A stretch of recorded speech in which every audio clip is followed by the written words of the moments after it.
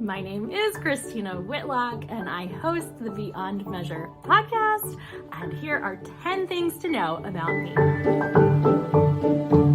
Teaching is 100% a job about relationships.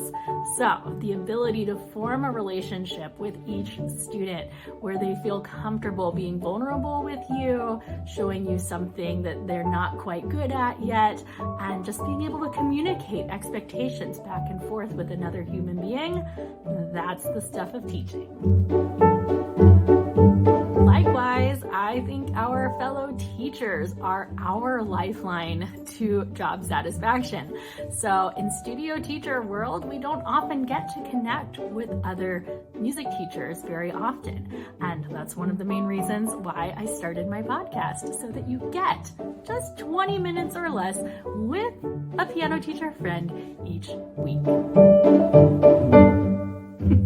Here's a really important one. Coffee should be served dark and black, and this is the stuff that makes life worth living, friends. Establishing clear boundaries is 100% your lifeline to satisfaction in this profession. You have to communicate clearly what you expect from your students, as well as finding out what they expect from you. And if you can find a way to do that efficiently and effectively, then it's smooth sailing from there. Let's get down to brass tacks with this one. Rhythm is not the same as musical math. When we teach rhythm, a lot of teachers approach it from a mathematical concept of how many beats are in a measure and all of these things. Rhythm is movement and pulse and life and forward motion and so many more things beyond a mathematical calculation.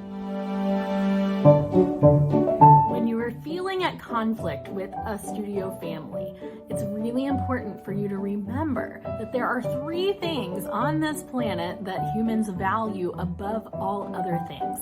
That would be their children, their time, and their money. And interestingly enough, as a piano teacher, I deal with all 3 of those things. And that's why emotions can run kind of hot in the music studio matters, because I am asking parents for their investments in their children, in their time, and in their money. You gotta teach the student that shows up. Not the student that you planned for, but the student who shows up. Maybe they've had a really rotten day at school. Maybe they just got handed some new music at jazz band, and that means that their lesson assignment that you had planned for them needs to go right out the door. You have to teach the student who shows up. Rested teachers are better teachers. Teachers whose financial needs are being met are better teachers. Teachers who have some time off are better teachers. The best teachers are also always learning and growing, and the second you think you have it all figured out, you become part of the problem. Hot take, other teachers are your colleagues and not your competition.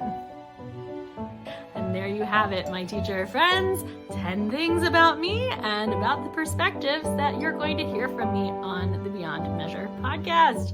As of this recording, the podcast is 137 episodes strong, so you have plenty to go check out. And we are still cranking out episodes every single week.